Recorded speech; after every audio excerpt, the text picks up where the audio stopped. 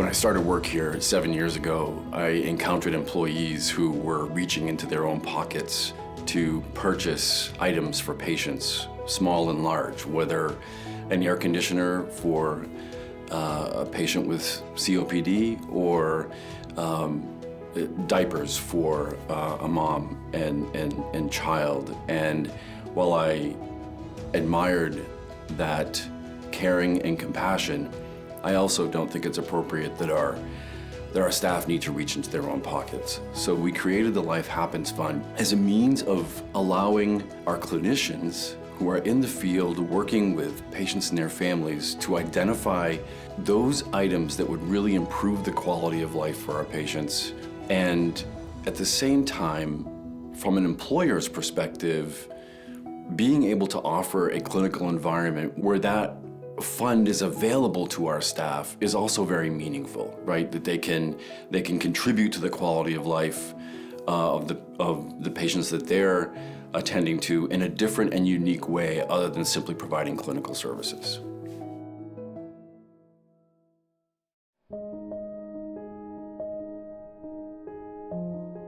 Jacob was 14 when he was diagnosed with osteosarcoma, and he battled his disease for 2 years.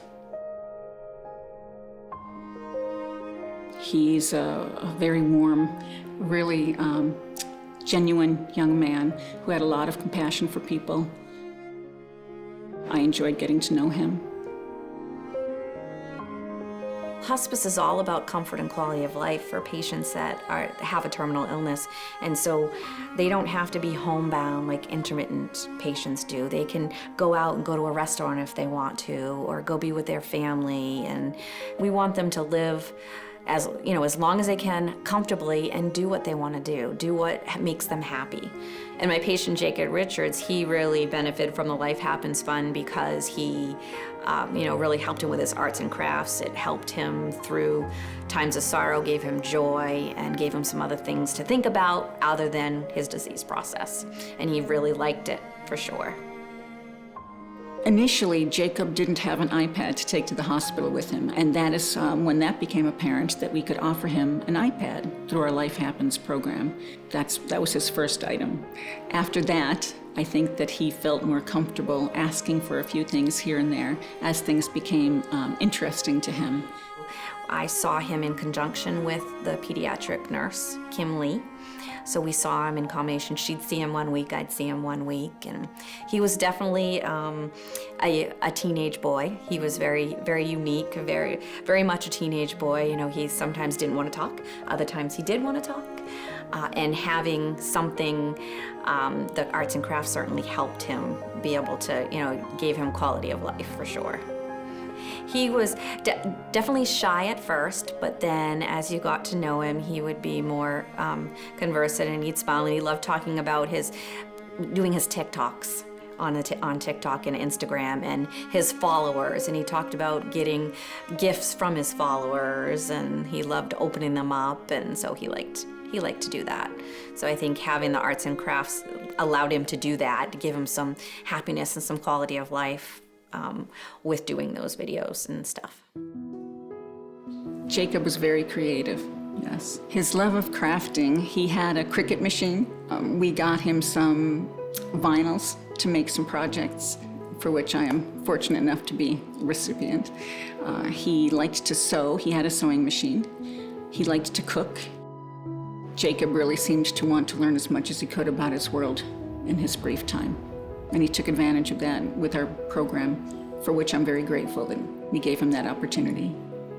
You could easily get to know Jacob. I could talk to him about the arts and crafts, and then that brought him more into the present, and I was able to converse more with him. So that helped, it gave us something in common to talk about. That just brightened his day, and he was able to talk more, brought him out of his shell, and so he's a teenager. Of course, you like to get things. You like to get presents. So it helped me be able to converse more with him and get more out of him, which was nice. It's like if I had something, I knew that I was gonna have a good conversation with him, and he was gonna be more forthcoming. I think that Jacob trusted me. I think that he knew that what we were providing him was something he needed.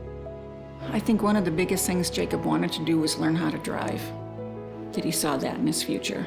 And that was one thing that his healthcare providers were unable to give him with his medications and his leg. And that was how he talked about his future.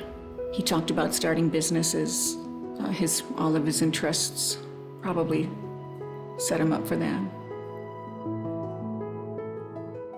The Life Happens Fund gave us an avenue to get closer to him and allow us to get to know him more and more on his level, because the arts and crafts was something that he really liked to do. So if we're talking something about what he likes, then we can kind of bring into the picture, oh, really, how are you feeling today? How is that affecting you? Helping us care for him better.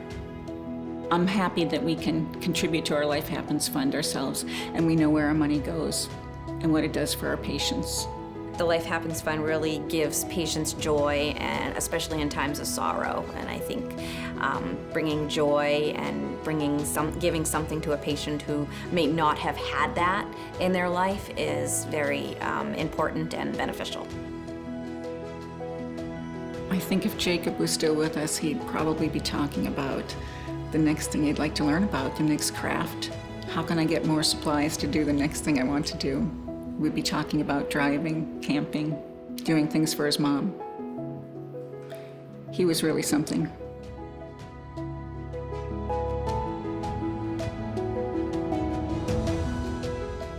What I've come to understand over time is that the community is a partner with us, and we've asked before, and the community's responded, and it just is so heartwarming to me to know that when we present the community with a clearly identified need, and that community has an opportunity to partner with our employees to impact the lives of the people we're caring for, the community responds every single time.